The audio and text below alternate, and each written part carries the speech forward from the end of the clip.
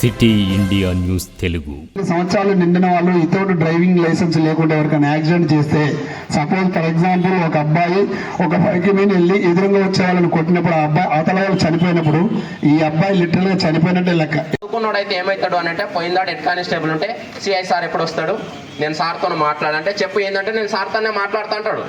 అంటే చదువుకుంటే ఏమొస్తుంది అని అంటే ధైర్యం వస్తుంది. ఈరోజు 500 మార్కులు రావచ్చు, 600 మార్కులు కూడా రావచ్చు. మార్కులు వచ్చినంత మాత్రాన గౌరవం రాదు. మనకు అని అంటే కనీసం కేవలం సంపాదన మీద దృష్టి పెట్టుకుంటా, కనీసం పిల్లలు ఏం చేస్తున్నారు ఏం లేదని ఆలోచన చేయకుండా పిల్లల చేతిలో ఫోన్లు పెట్టి వాడు ఏం 365 రోజులు గడుపు అట్లాంటి జ్ఞానం మనకు అందించిన మహానుభావులు ఉన్నారు. అది చదువుకోవాలి, ముందుకు పోవాలి. మీకు పనికొచ్చే విషయాలు అన్న అపన్న సిరి గారు చెప్పిండు. ఆయన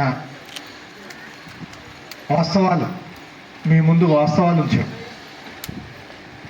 తాను ఫెయిల్ అయిందని చెప్పిండు, విజయం సాధించని చెప్పిండు.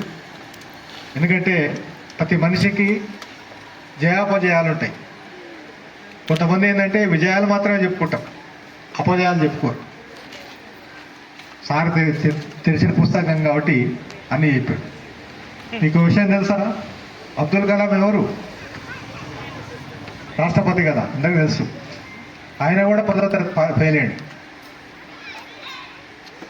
10వ తరగతి ఫెయిల్ అయినాక ఎందుకు ఫెయిల్ అయినా ఆలోచన చేసి, మహాకవి శ్రీశ్రీ చెప్పినట్లుగా కాలు జారడం నేరం కాదు, కారణం తెలుసుకోకపోవడమే ఘోరం. ప్రతి ఒక్కరం కూడా కాలు జారుతాం, కానీ ఎక్కడ కాలు జారినాం, ఎందుకు జారినాం, ఎక్కడ మిస్టేక్ జరిగింది అని దానికి కారణం తెలుసుకోకపోవడమే ఘోరం.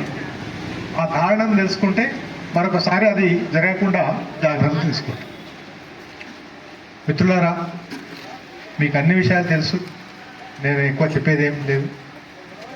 కాకపోతే ఒకసారి గుర్తు చేస్తున్నా, ఇదే గాంధీ రోడ్ స్కూల్లో నేను 10వ తరగతి చదువుకున్నా. కానీ నేను 10వ తరగతి, ఇంటర్మీడియట్, డిగ్రీ ఏదైనా సరే 3 నెలలు మాత్రమే పోయింది సంవత్సరానికి, అంతే. మిగతాదంతా సమాజం, విద్యార్థుల సమస్యల మీద పోరాటం, మిగతా చదువు.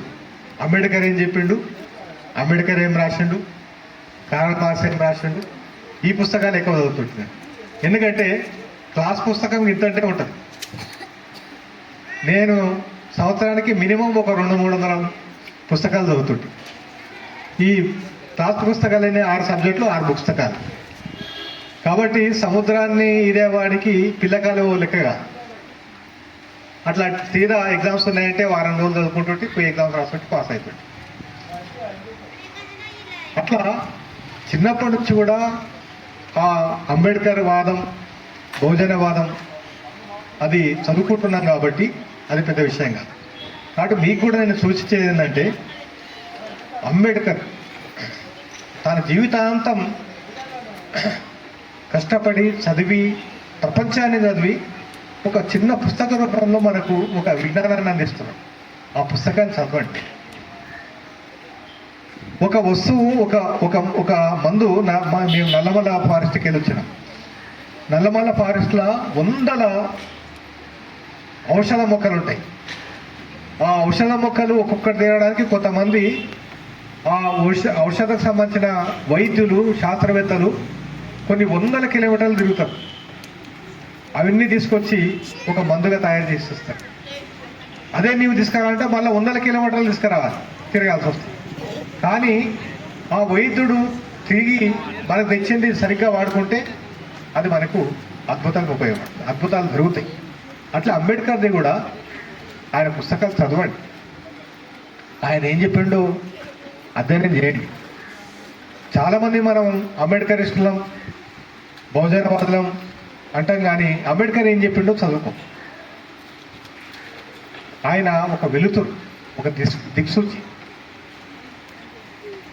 రోజుకు 24 గంటలు ఉంటాం, వారానికి 7 రోజులు, నెలకు 30 రోజులు.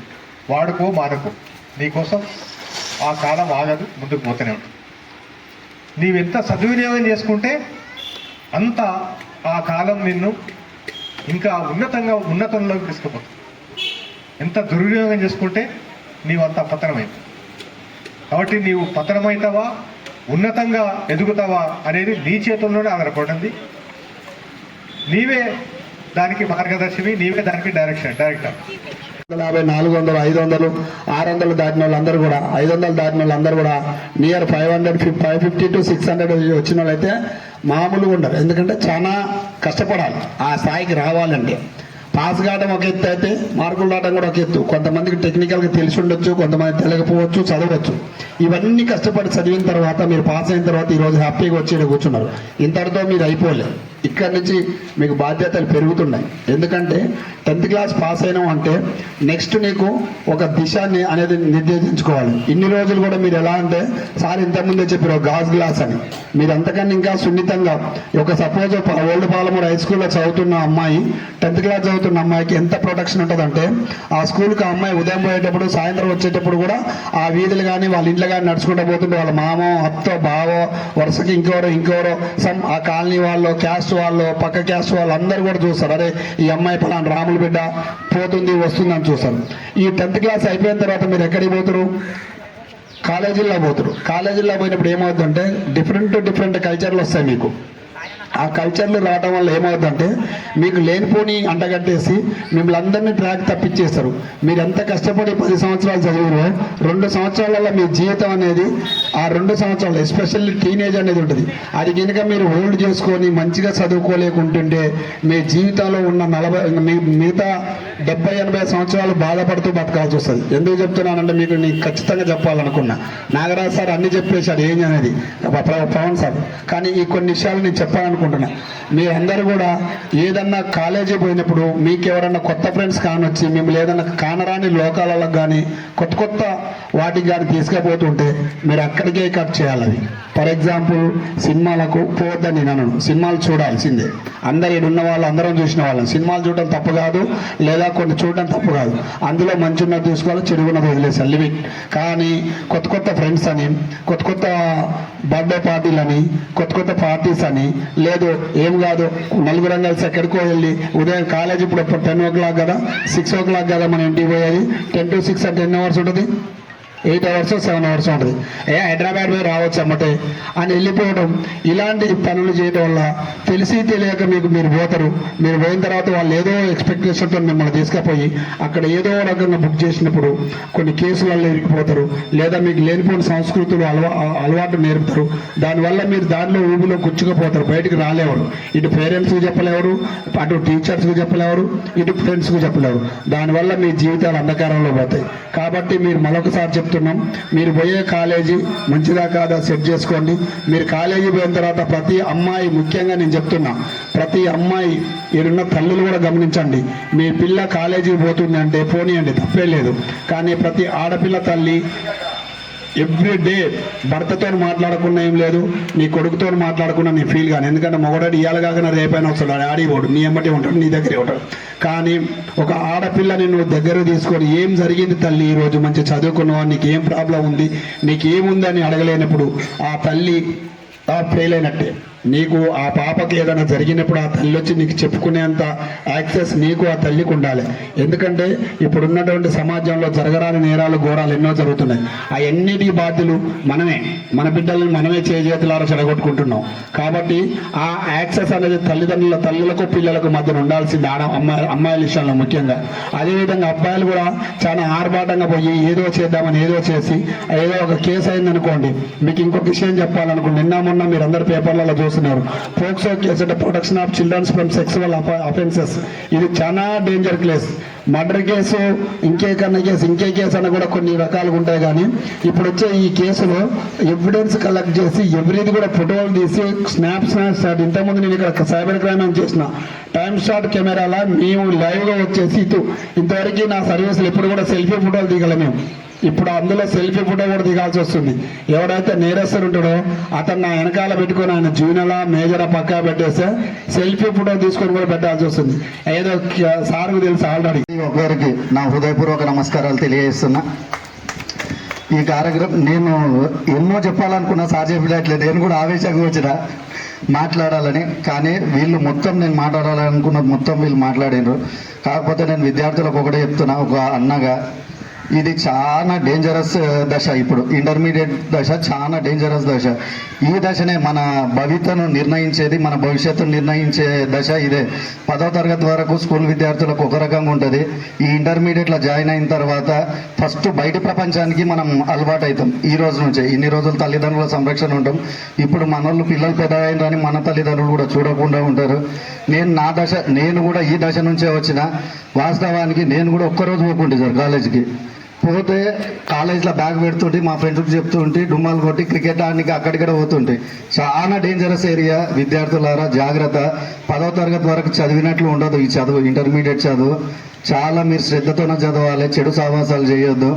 ఖచ్చితంగా మంచి మార్గంలోకి పోవాలి. పుత్రుడు జనించినప్పుడు కలుగదు, పుత్రోత్సాహంబు తండ్రికి పుత్రుడు జనించినప్పుడు కలుగదు. జనుల పుత్రుని కనుగొని పొగడగా నాడు కలుగును పుత్రోత్సాహంబు సుమతి అన్నారు. అంటే పిల్లలు జన్మించినప్పుడు తల్లిదండ్రులకు కలగదు పుత్రోత్సాహము, తల్లికి కానీ తండ్రికి కానీ. వాళ్ళు ఈరోజు మీరు ఒక మంచి మార్కులు సాధించి సన్మానం పొందనికే ఈరోజు ఈడికి వచ్చిండ్రు. మీ తల్లిదండ్రులను తీసుకొచ్చిండ్రు. వాళ్ళు మీకు బయటికి చెప్పకపోవచ్చు, కానీ వాళ్ళ మనసులో ఎంత ఆనందం ఉంటుందో, ఎంత సంతోషం ఉంటుందో. ఒక కొడుకుగా నేను ఇటీవల సాధించిన విజయంతోనే నా తల్లి నా తండ్రి ఎంత గర్వపడ్డారో, ఎంత సంతోషపడ్డారో, ఎంత ఉప్పొంగిపోయినారో అది నేను అర్థం చేసుకోగలుగుతా. అలాగే మీ తల్లిదండ్రులు కూడా మీరు సాధించే ప్రతి విజయాన్ని వాళ్ళు మీతోన షేర్ చేసుకోలేకపోవచ్చు, కానీ ప్రతి విజయాన్ని ఆస్వాదిస్తారు.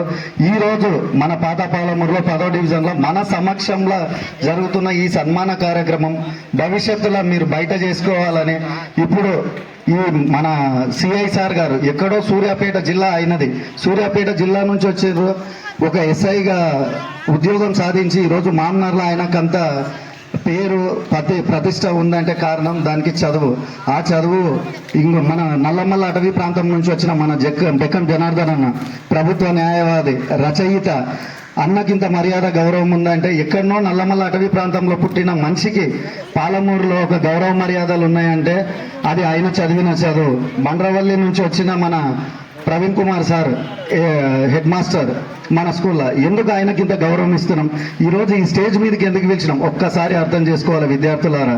ఒక అన్నగా మీకు చెప్తున్నా, మీరు భవిష్యత్తులో చదువుకోవాలి. మన గంధం నాగరాజన్న గారు ఒక మంచి మాట చెప్పారు. నేను చదువుకోలేదు కానీ నా కూతురు డాక్టర్ అయ్యిందా అన్నారు.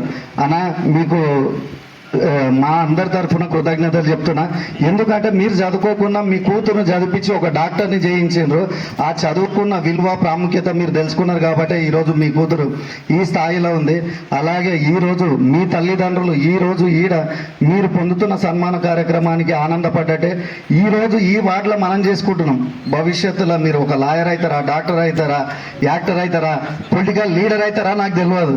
కాకపోతే ఖచ్చితంగా మీ తల్లిదండ్రులు గర్వపడేలాగా మీరు భవిష్యత్తులో ఉన్నతంగా సన్మానాలు పొందాలని కోరుకుంటున్నా. మీకు ఏ సమస్య ఉన్నా ఖచ్చితంగా గుర్తుపెట్టుకోండి, తల్లి తండ్రి మన మీద కోపడతారు, అరుస్తారు. అది మన మీద ఉన్న ప్రేమతోనే. కాకపోతే మనం ఏదో కించపరచాలో అవమానపరచాలని వాళ్ళకు ఉండదు. మనకు అన్న మాటల కోసం వాళ్ళు లోపల ఎంత ఆవేదన పడతారో, ఎంత అదవుతారో. నేను ఆ దశ నుంచి వచ్చిన కాబట్టి నాకు తెలుసు మన తల్లిదండ్రులు ఎప్పుడు మన మంచిగా కోరుకుంటారు. వాళ్ళు ఆయనకి ఎట్లాంటి దాన్ని నేర్చుకోవాలి, మనం ఎట్లా అభివృద్ధి చెందుతామనే విషయం ఆయనకి ఎట్లా అర్థమైందనే విషయాన్ని మనం తెలుసుకోవాలి. కాబట్టి జ్యోతిరావు పూలే ఆ రోజు ఇప్పుడు మనము గవర్నమెంట్ విద్యార్థులందరికీ ఉచితంగా నిర్బంధ విద్యను అంటే పిల్లలను స్కూల్కు పంపకపోతే తల్లిదండ్రుల మీద కేసులు అవుతాయి. ఎందుకు ఈ చట్టాలను తీసుకొని వచ్చిండ్రు అని అంటే కనీసం ఆ పిల్లగాడు ఏదో పనికి పోతే చిన్న చితక పని చేస్తే ఇంట్లో ఖర్చుల కన్నా వస్తాయి, వంట ఖర్చులకు వస్తాయి అని చెప్పి రకరకాల ఉద్దేశాలతో పిల్లల్ని సరిగ్గా స్కూల్కు పంపించే పరిస్థితి కూడా లేదు. అట్లాంటిది విద్యార్థులందరికీ కూడా విద్యా హక్కు చట్టం అని చెప్పి 2009లో ఒక చట్టం చేస్తే ఖచ్చితంగా పిల్లలందరూ కూడా పాఠశాలలో ఉండాలనే ఒక చట్టం వచ్చింది. ఈ చట్టం రావడానికి ప్రధాన కారణం జ్యోతిరావు పూలే గారు. సావిత్రిబాయి పూలే మహిళలకు అందరికీ చదివే లేని కాలంలో ఆమె భర్త ఆమెకు చదువు చెప్పి మహిళలందరికీ కూడా చదువు చెప్పించే ప్రయత్నం చేసిండ్రు. ఆమె ఎందుకోసం ప్రయత్నం చేసింది? అమ్మాయిలందరికీ కూడా చదువు కావాలని ప్రయత్నం చేసింది. గౌతమ బుద్ధుడు ఉన్న కాలంలో కేవలం బ్రాహ్మణులకు మాత్రమే చదువు ఉండే, మిగతా శూద్ర వర్ణాలకు వీళ్ళందరికీ చదువు లేదు. అట్లాంటి సందర్భంలో అయినా బౌద్ధ ఆరామాలలో మొత్తం ప్రతి ఒక్కరికి అమ్మాయిలతో సహా అందరూ చదువుకోవడానికి అవకాశం కల్పించిన వ్యక్తి గౌతమ బుద్ధుడు. కాబట్టి ఇట్లాంటి వాళ్ళని ఆదర్శంగా తీసుకొని అయినా మనకి చదువు విలువ అర్థమైతలేదు. ఇంకా మనము గ్రామాలలో టౌన్లలో కాలనీలలో జులాయిలుగా తిరుగుతూ ఇంకా ఒక పరిస్థితి ఏమొచ్చిందంటే పాఠశాల స్థాయిలోనే పిల్లలు గంజాయిలు తాగడము డ్రగ్స్ తీసుకోవడం వరకు దిగజారింది అని అంటే విద్యార్థులుగా మనం ఎక్కడ పోతున్నాము, తల్లిదండ్రులుగా మనం విద్యార్థులను ఏం పట్టించుకుంటున్నాం అనే విషయం కూడా మనం గుర్తించుకోవాలి.